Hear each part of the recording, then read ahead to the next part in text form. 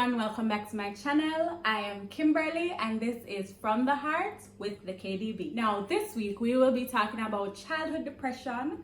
Yes, children can be depressed and they can go through moments or periods of intense sadness and emotional turmoil. Now this week is about the parents.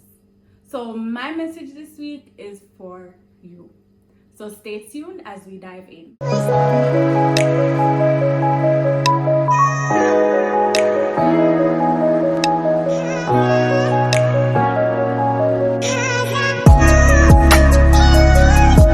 Now, last week I spoke about how I went 12 years without seeing my mother.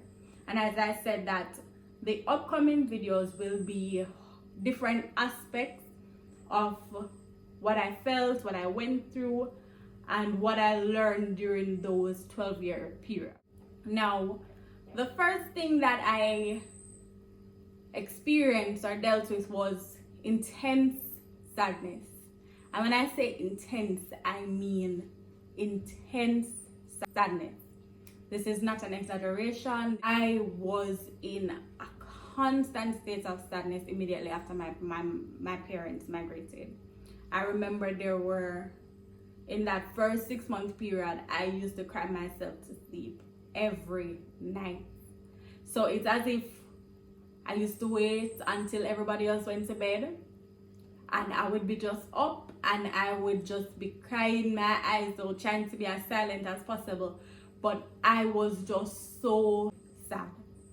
And even in me being sad, I was still in a situation where I had to get up every morning, I had to go to school, I had to go to a school where I felt as if I didn't fit in. It was just a very difficult time for me growing up. And as I said, this is about you, the parents, to know and understand that things that we may seem as small or trivial, because a simple move, it doesn't really shake us, it doesn't really affect us that much, especially when we're the ones that are making that decision, we're the ones that are putting things in place. But for a child, a simple move can be, it's as if we are uprooting them, we are turning their lives upside down, and that can result in them becoming sad, becoming withdrawn, becoming depressed even. And we should be willing and able to understand or to reach out to our children and to be able to connect with them on a level to help them to deal with whatever issues or whatever emotions they're feeling.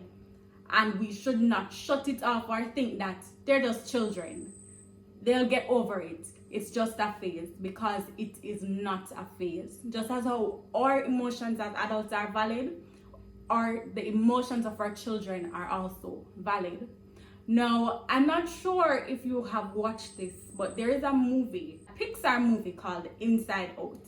And I think this clearly depicts how simple moves or simple changes in a child's life can really affect their outlook or affect how they deal with issues. So Inside Out, as I said, is a Pixar movie. It depicts the different emotions that a child or children deal with. So you have joy, you have anger, you have disgust, you have fear, you have sadness. Those are, I believe, the 5 main emotions that we get to interact with. And it's like in her early years, the main emotion was joy. And that can be seen because as a child, you don't really, as a baby growing up, oftentimes you don't deal with as much conflict that will interrupt or that will disrupt your life to a point where it gets to a place where there's a disconnect or emotional upheaval.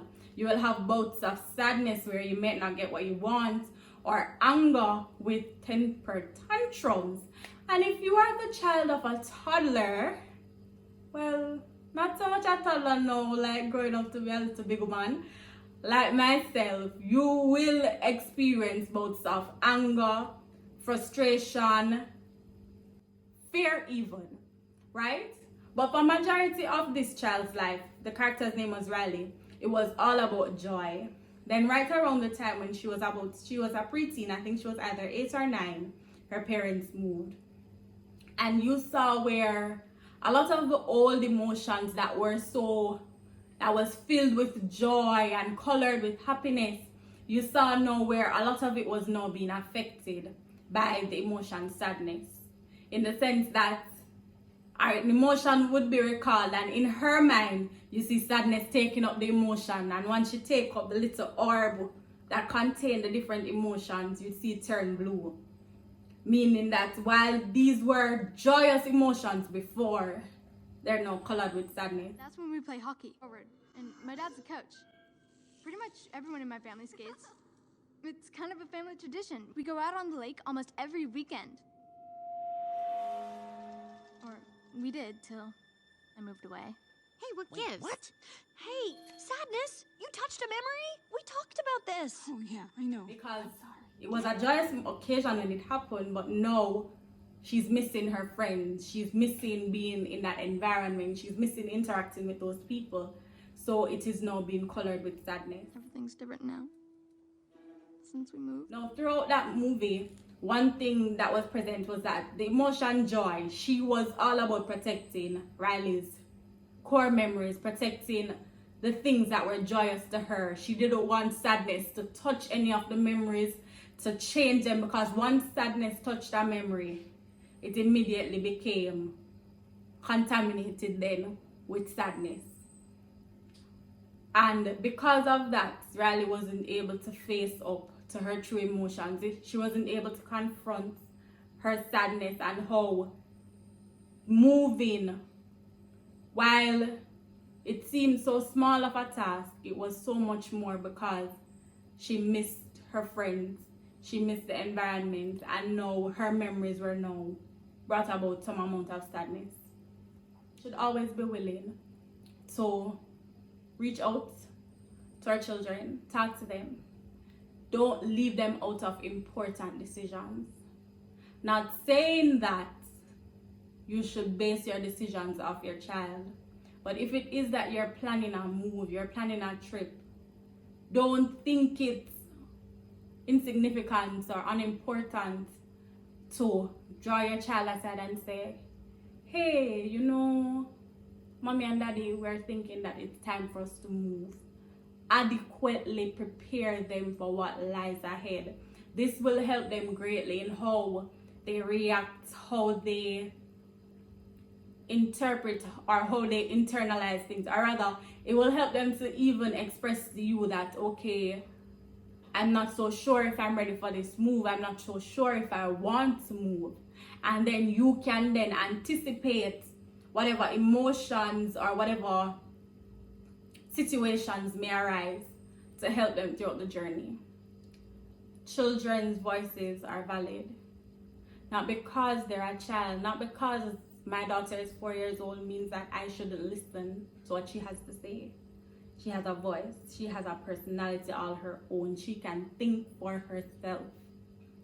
And if a child comes to you and expresses that they are sad, that they're not okay with a decision or a situation, we shouldn't just brush it off, but we should be willing to speak to them, to try to understand, and to even help them to see our point of view as best as possible. We are now in modern times, I believe. Growing up in Jamaica, I've always heard my mother talk about how when she was younger, children were to be seen and not heard. I think we have moved past that, and it's time for us to be champions of our children, to be our children's, to be our children's main support. We should fight for our children, fight for their right to speak up, fight for their right to have feelings, to express themselves, and to not beat them down into being submissive and quiet. The first step in helping or raising an emotionally mature child is to understand that they're little persons. They are their own individual person, and we should allow them the opportunity to explore whatever emotions they're feeling, to explore whatever situations they're in, to be able to ask prudent questions. My daughter, she is now gearing up for online classes, and she misses school. She was in school for about 5 months before COVID came. So the first thing she asked is, Mommy, will I be going back to school physically, or will I be using the computer for school again? And she wants to know what the new norm will be. And that's okay for a child. We shouldn't just push it aside and say, oh, they will catch up or they will fit in. No. Let's adequately prepare them. Let's be in tune with what it is they're facing. Let us not take it for granted that they're just children. We have an immense responsibility as parents, and we should take that responsibility very serious, in the sense that you are raising a child and you want that child to be the very best person that they can be.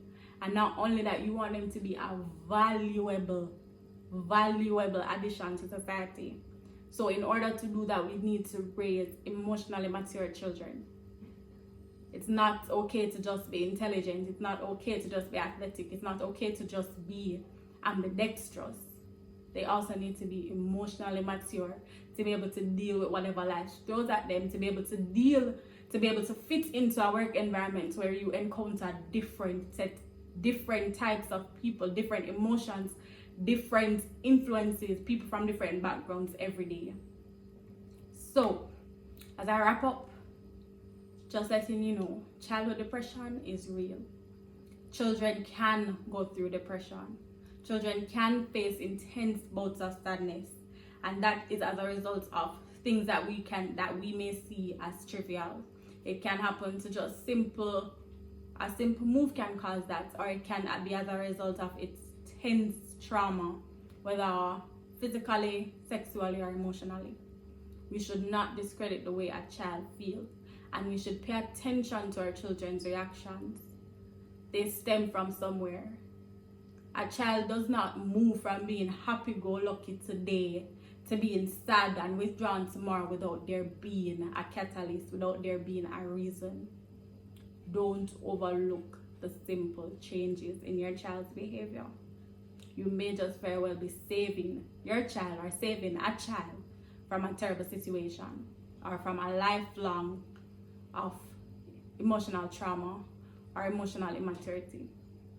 Now, as I am getting ready to get out of here, I must say thank you so very much for tuning in once more.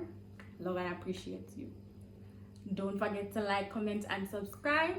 And I am throwing this out there to say that if it is that there's a video you want me to see, it doesn't have to be a from the heart discussion. Maybe it's a challenge. You know, me should have. Alright, fine. Maybe it's a challenge, or there's a specific topic that you want me to talk about, or there's something that you want to see me do, or there's a question that you want to ask me. Go ahead, leave a comment down below. If it is fun, if it is engaging, if it is cool, I just may very well do that. And next week you'll get 2 videos from me instead of 1. Alright, so as I'm about to sign off, just want to tell you thanks again for tuning in. I love and appreciate the support, and I wish you all the very best life has to offer. You know, we are going through it with this pandemic, so remember to mask up, sanitize, social distance, and stay safe. Your families are depending on you. Your families want to see you live and grow and mature. Alright, so as I am about to sign off, don't forget to like, comment, and subscribe, and hit the notification bell. So that's a wrap. See you soon.